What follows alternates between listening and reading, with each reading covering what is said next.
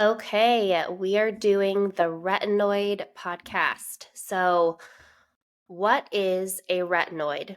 A retinoid is referring to a compound in the vitamin A family. Vitamin A was discovered in 1913, and it was the first fat soluble vitamin that was discovered. So, it was named fat soluble vitamin A. As I mentioned, a lot of different types of vitamin A, and they are used by different tissues in the body um, at different times. Different cells will use different types. There's a lot of complexity here. And so I'm just going to name a few different types. And then we're also going to be focusing on just two families of the vitamin A family today because we are interested in how vitamin A affects the skin. So, some different types of retinoids. They might include beta carotene, alpha carotene. Those are, I believe, prodrugs. Those are plant sources, by the way. They're going to be converted into vitamin A by the cells in our body. Then we have retinyl palmitate. This is an ester form of vitamin A, and it is also going to be used by the body. It's often found in supplements. Oftentimes, too, if you ever eaten any food that is very yellow or you want to have that yellow color in a food, retinyl palmitate will often be used as a food colorant because if you think about it, vitamin A is often associated with this kind of orangey or yellowy color. And that is actually true. Many of these compounds do actually naturally have that color to them. Think about a carrot, a pumpkin, butter. The reason why butter is natural butter anyways is really yellow is because it has naturally occurring vitamin A that cows get when they're grass fed. Oftentimes now has to be colored because many times cows in our industrial, farming these days, they don't actually eat grass, right? So anyway, I digress. Other forms of vitamin A are also going to include retinol. So I'm actually going to just be saying retinol today just because it's easy to say. It's a very common compound that we use topically. It's actually a synthetic vitamin A. It's an alcohol version of vitamin A and it is used very effectively by the skin. So I'm just going to be saying retinol today just because again, it does kind of extend to many of the topics that we're going to be discussing today. Then there's also retinoic acid, isotretinoin, and then we also have adapalene, we have tazarotene, we have Renova, we have a lot of different types of vitamin A. Okay, so a little bit overwhelming, right? It's no wonder that so many times estheticians get really overwhelmed by this. And so I'm here just to help simplify and also help you understand this topic a little bit better. So for the purpose of this podcast, we're going to focus on two different types of retinoids. The first generation topical retinoids and then the third generation topical retinoids. The second generation, I haven't really heard much buzz about. I don't think they've ever really been used in practice in our industry or in medical practice. So I'm just going to focus on 1 and 2. The first generation, these are the ones that we are really familiar with. This group involves retinol and retinoic acid. And retinoic acid is the very, very powerful biologically active form that we're familiar with because this was the first one that was really used in the industry. You might have heard of Retin A. Retin A is the brand name of retinoic acid. And then the generic drug name for Retin A is tretinoin. So those are the same compound. They're a topical retinoic acid, but again, it's a brand name versus a generic drug name, but they're the same. And then interestingly, retinol is available over the counter. We don't need a prescription for retinol. And retinol is really interesting because retinol is actually going to be converted into retinoic acid, the same compound that's in tretinoin and retin A. It does this through an enzyme pathway, and that actually gives our cells the option of how much to convert over.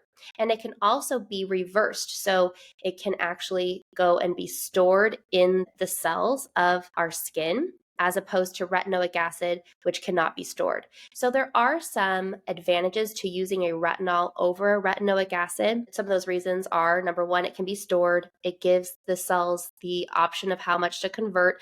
And those two instances are going to prevent that retinization, those unwanted side effects that we're going to talk about later. So retinol definitely is going to be a better option for those new to retinol, for those that are more sensitive. And honestly, as you'll see from my opinion at the very end, I just think that retinol is a better choice for most people. And then the third generation of retinoids are going to include adapalene. That's the generic name. The brand name of adapalene is different. You might have heard of that. And then we also have Tazorac is also another example of a third generation retinoid. That's the brand name. The generic name is Tazoratine. These are different chemically, and they do have some advantages. Adapalene definitely shows a little bit more anti-inflammatory effects on the skin, which is great because oftentimes it's being used to treat things like acne. As we know, acne is a very inflammatory skin condition. And then Tazoratine, Tazorac, that's actually was brought to market to treat psoriasis topically, interestingly enough. The third generation, those ones are now available over the counter in some instances. So Differin is now available over the counter. And then I have actually seen a adapalene prodrug being used in a peel, actually. And so this is an area in our industry which is going to be evolving as these new different types of retinoids are invented and used in practice. Okay, so what do retinoids do? Why do we like them? Why are they such a big part of the aesthetics and medical industry? Retinoids are actually going to be like master regulators. So what they do is they're actually going to be absorbed into our cells, and they will bind to proteins called retinol binding proteins and also cytosolic retinol binding protein. Those two binding proteins are going to bind to that retinol and then ferry it around in the cell depending on which type of cell it is and what's needed at that time in the cell. The power of retinoids comes from the retinoid's ability to turn on or off different genes. This is fascinating. So basically what retinoids are doing, think of them like a switch operator where they are actually going to be absorbed into the cell. They're being ferried around with these retinol binding proteins. They're going to go into the nucleus of the cell, and they're actually going to affect the DNA of that cell. They're going to either upregulate or downregulate different cellular processes, which is going to have huge impacts on how that cell develops and which proteins and which compounds that cell is going to create. One of the most interesting things that retinoids will do is it's actually going to speed up the life cycle of the keratinocyte. So when a retinoid is absorbed into a keratinocyte, that's the most populous type of cell that most of our skin is made up of, right? It's actually going to cause that keratinocyte to develop very rapidly and cause it to shed faster. This is going to have the effect of helping our skin shed more quickly. This is going to help with aging. And then, of course, it's going to help with acne. And we'll come back to that. So another interesting thing that retinoids will do to keratinocytes is that they will actually make it so that those keratinocytes, the bonds between the keratinocytes are weaker and they are actually going to break apart more easily. So it's going to decrease the adhesiveness of those keratinocytes.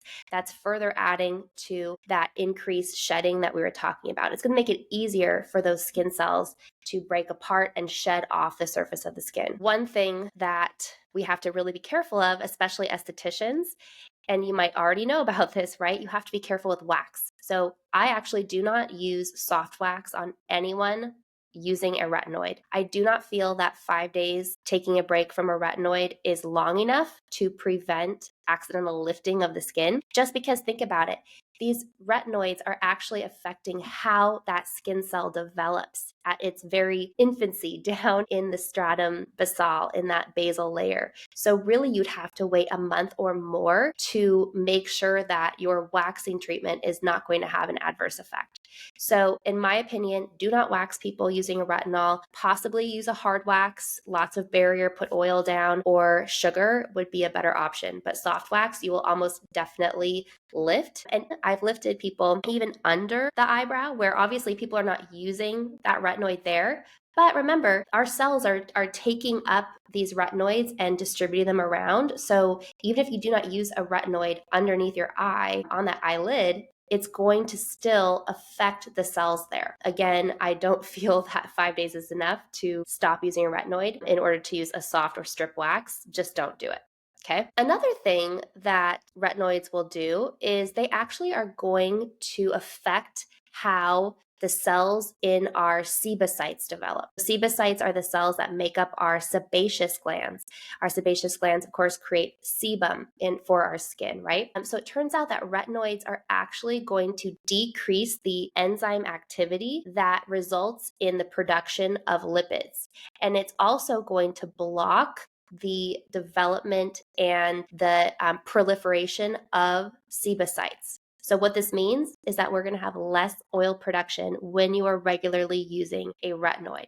That's good news also for acne sufferers or those that are just kind of oily and don't want to be. When it comes to aging, there's a lot of different benefits that retinoids are going to provide us. So number one of the things that can happen as we get older is that our epidermis and our dermis flatten out. So in healthy young skin, we have these ridges, and the papillary dermis has these really nice kind of mountains and undulating pattern that allows lots of blood flow and nutrients to really nurture that epidermis. But as we get older, that flattens out. And that actually can contribute to just not a very healthy looking skin, right? It turns out that retinoids are actually going to help create those ridges in that dermal epidermal junction, and that's going to overall help to rejuvenate and really nurture our epidermis. Also, it's going to actually make our epidermis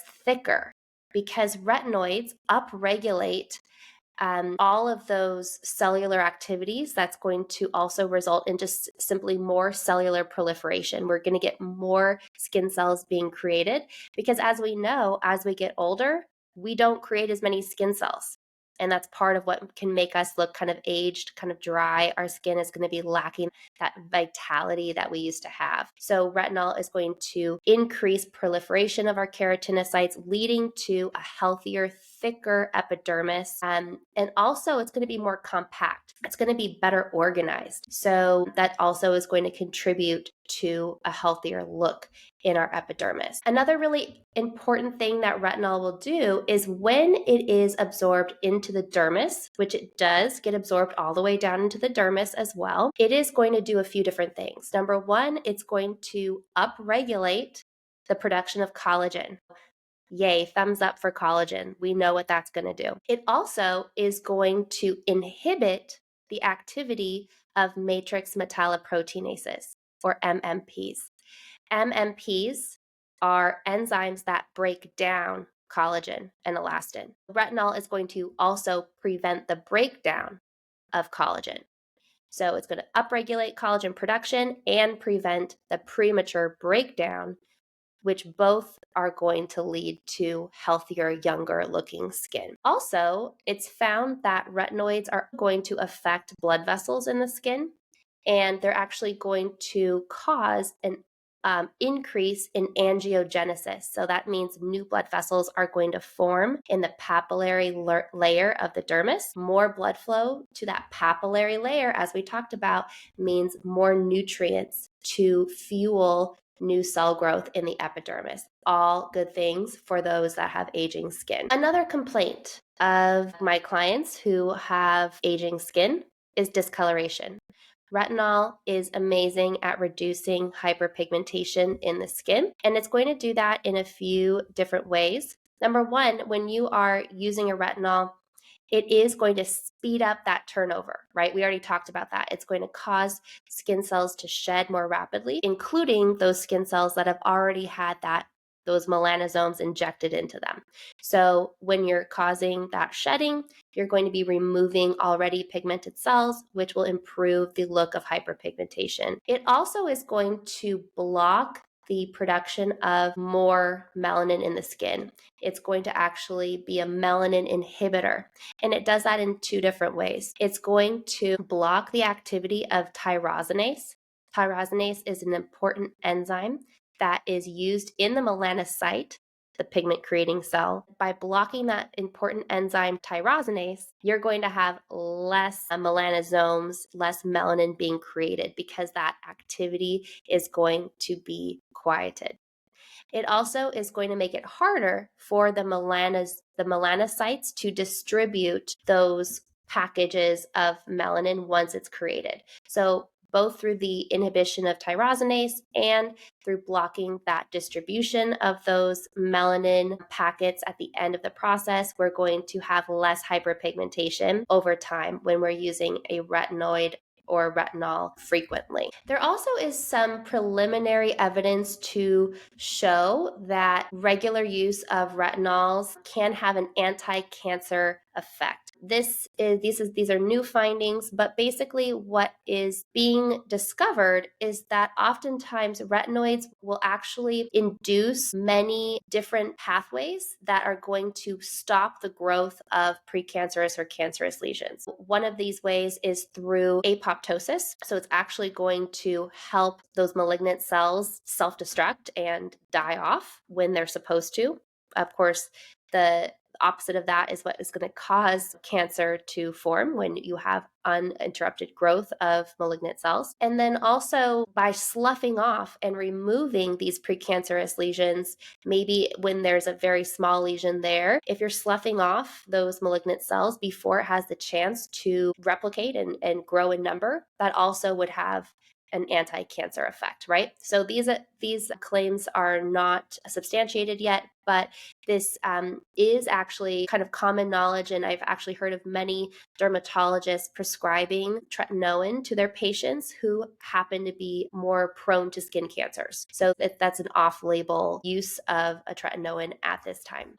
There's a lot of great things that retinoids do for us, right? It's going to help with acne through that shedding of those skin cells before that comedone can form. It's going to reduce oiliness. It also, as we mentioned, in certain types of retinoids, we're going to have less inflammatory response as well. So all three of those instances are going to help with our acneic patients. It's going to help with aging through collagen stimulation, through pigment suppression, through just kind of increasing the vitality of our dermis and our epidermis, which is going to make us look younger and have just a brighter, even, smoother complexion. However, it's not perfect, right? So there are many kind of horror stories about people that have used a retinoid and had a very bad response. So the first kind of negative side effect has to do with using retinol and the sun. I actually couldn't find a whole lot of data on how retinoids make you more sun sensitive. And it's actually been kind of a theory of mine that this may not be as important as so many people say it is. So basically, all I could find is really just a hypothetical that if you're using a retinoid, you're going to have less stratum corneum, right? Our stratum corneum is that outer layer of the epidermis.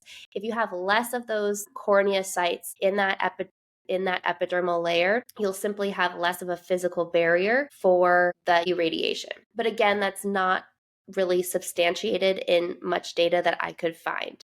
I think it goes without saying that if you are a retinoid user, and certainly if you are listening to this podcast, then you use a sunscreen every day. I'd be willing to bet that 99% of you all listening right now wear a daily sunscreen and use common sense sun precautions. So I don't think there's much to worry about when it comes to using retinoids and the sun. And that's what I tell my clients too. Don't stop using your retinoid in the summertime. There's actually another reason why you definitely want to keep using it, which I'll get to in a moment.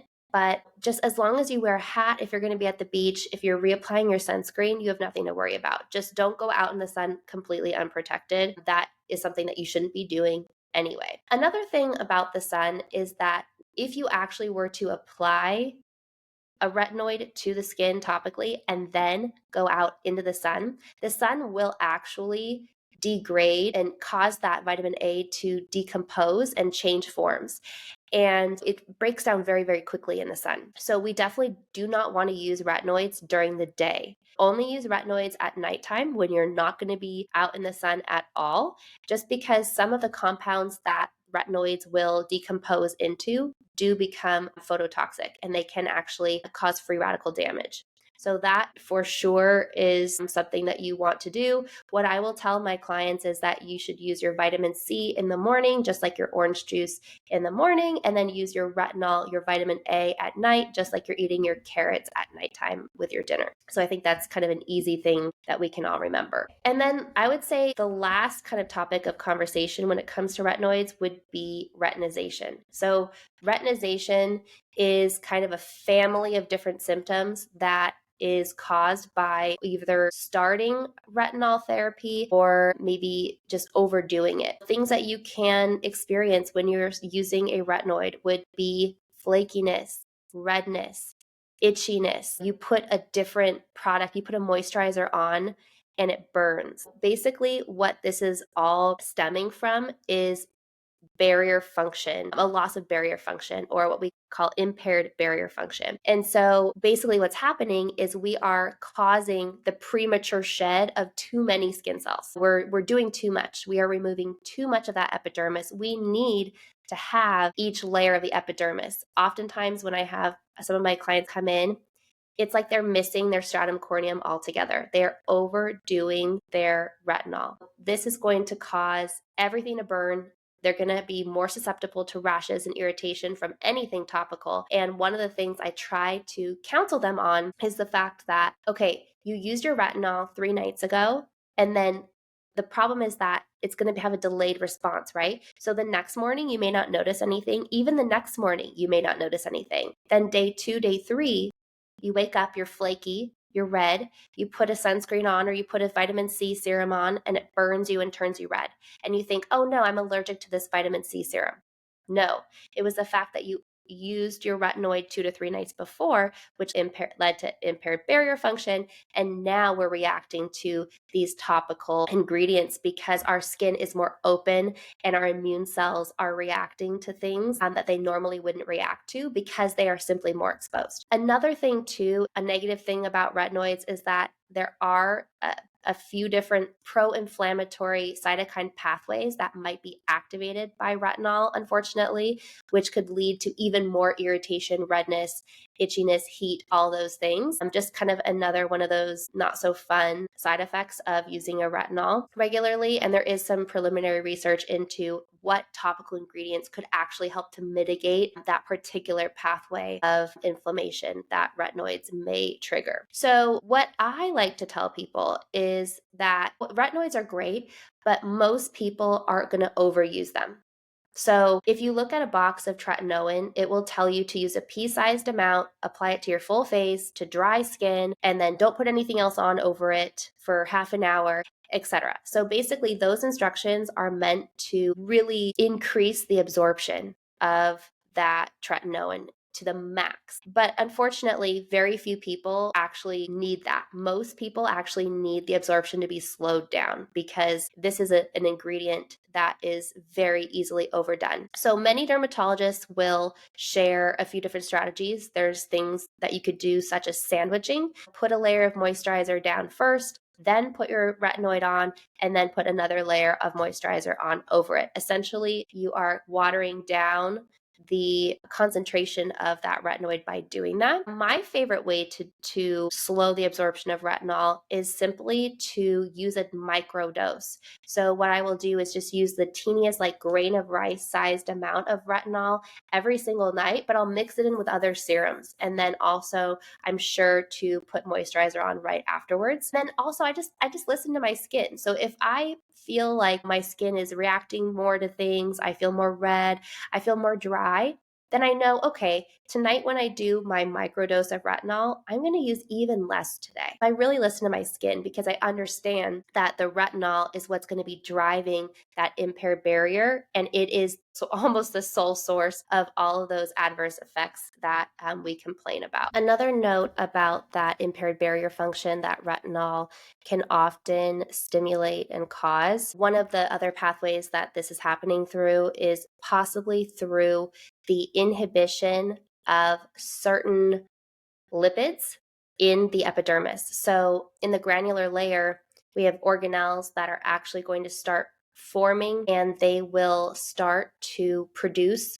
different lipids like ceramides, and they will actually deliver those ceramides into the intercellular spaces. And it's a really, really important part of that watertight barrier function that we need in our skin in order to have healthy barrier function. However, it seems like retinols are actually reducing and preventing those lipids from being created. So that's further going to make it even more likely that you'll develop impaired barrier function if you're overdoing a retinol. So another thing that I would recommend for people using retinols or any kind of retinoid is to make sure you're using a really nice rich moisturizer that includes occlusives, humectants, and ceramides to actually kind of artificially help create that barrier function, because those retinoids are going to be chipping away at it. So just kind of as a recap, we love retinol because it does so many things for our skin. It's a first line treatment for acne.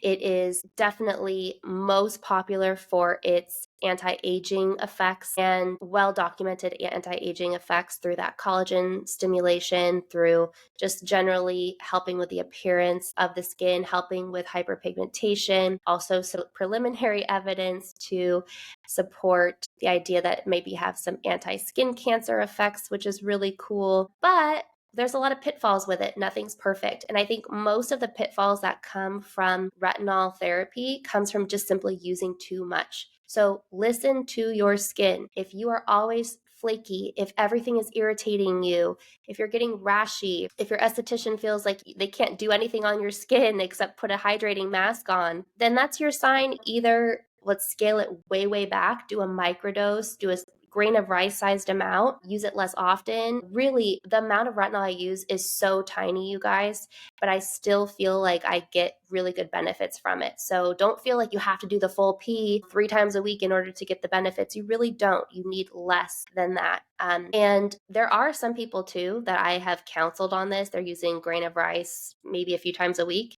They still can't handle it. So again, retinol therapy is not for everybody. If you are really, really dry, there's a good chance that this is going to make your barrier function just really not healthy. So listen to your skin, talk to your esthetician. But if you do have good barrier function and it's a good fit for you, there are lots and lots of benefits to using a retinol as a part of your routine.